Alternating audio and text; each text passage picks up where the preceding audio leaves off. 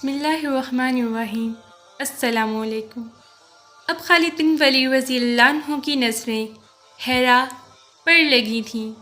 دریائے فرات کے کنارے بسا یہ شہر آتش پرستوں کا گڑھ مانا جاتا تھا۔ اس علاقے پر ازدابہ نامی شخص حکومت کرتا تھا۔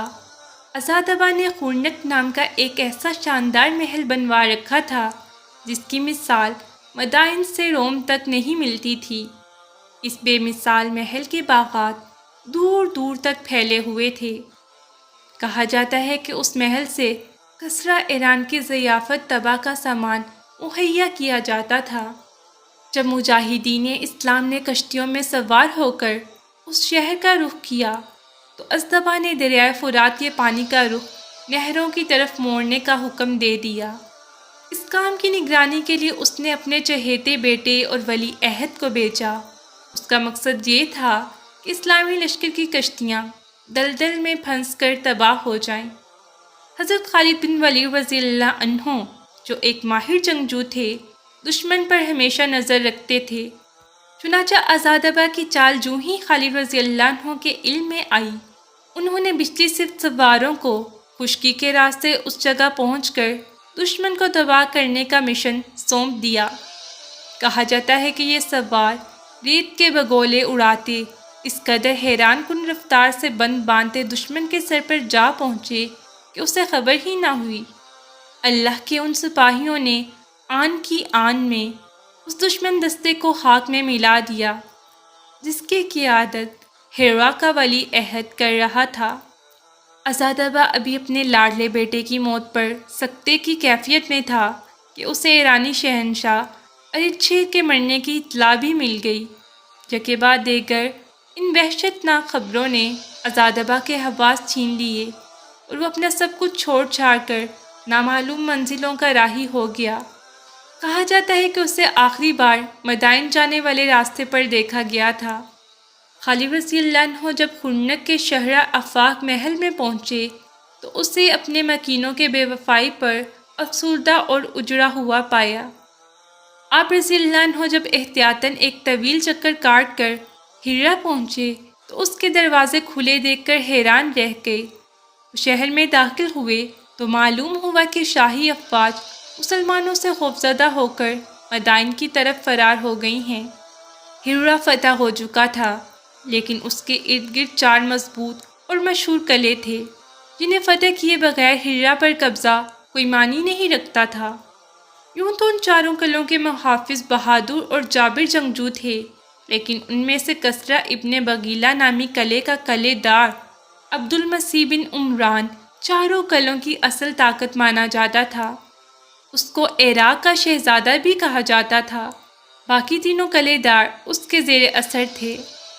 عبد المسیح ایک حاضر دماغ، حاضر جواب، غیر معمولی دانشمند اور جرأت و حوصلے میں بے مثال شخص تھا۔ اس وقت اس کی عمر 100 سال کی تھی۔ بڑھاپے کے باعث اس کی کمر جھک چکی تھی، لیکن اس کی ہمت اور حوصلہ بدستور جواں تھا۔ حضرت خالد بن ولید رضی اللہ عنہ نے قلعہ داروں کو قبول اسلام یا جزیہ کی ادائیگی کا پیغام بھیجا۔ جواب میں 4 نے متفقہ طور پر خالد رضی اللہ عنہ کی بات ماننے سے انکار کر دیا اور جنگ کرنے کا فیصلہ کیا۔ خالد رضی اللہ عنہ نے 4 قلعے پر بیک وقت حملہ کر دیا۔ مجاہدین کو 4 جگہ شدید مزاحمت کا سامنا کرنا پڑ رہا تھا۔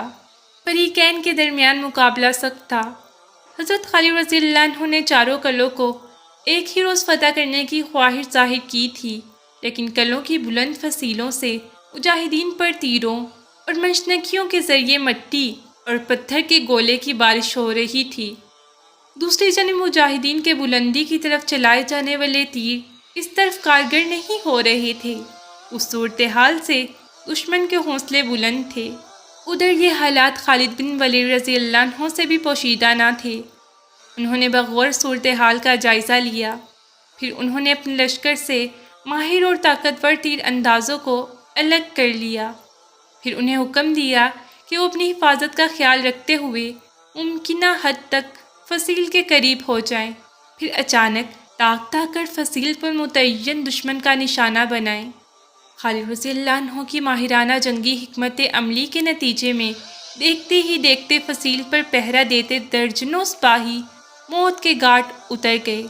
تیر انداز مجاہدین کا یہ حملہ اس قدر اچانک، شدید اور مؤثر تھا کہ دشمن گھٹنے ٹیکنے پر مجبور ہو گیا۔ آخر چاروں قلعوں کے دروازے کھل گئے اور مئی 633 کی صبح خالد بن ولید رضی اللہ عنہ اور ہیرا کے سرداروں اور ان قلعہ داروں کے درمیان ایک معاہدے پر دستخط ہوئے۔ معاہدے کے تحت ہیرا نے سالانہ 1,90,000 درہم ادا کرنے تھے، جبکہ بدلے میں اسلامی فوج نے ہیرا کے تحفظ کی ذمہ داری قبول کر لی۔ ہیرا اور ان چاروں قلعوں پر فتح پانے کے بعد خالد بن ولید رضی اللہ عنہ نے عرب سے باہر ہیرا کو پہلے اسلامی دارالحکومت کا درجہ دے دیا۔ خالد رضی اللہ عنہ نے یہاں کا نظم و نسق مقامی سرداروں ہی کے ہاتھ میں رہنے دیا اور اپنی ساری توانائیوں ارد گرد کے علاقے کو فتح کرنے میں صرف کر دیں۔ انہوں نے اسلامی لشکر کو کئی حصوں میں بانٹ کر آس پاس کے سارے علاقے پر قبضہ کر لیا۔ اس طرح جون 633 کے آخر تک دجلہ اور فرات کا تمام درمیانی علاقہ ہیرا کی اس اسلامی ریاست کے زیر نگیں آ چکا تھا۔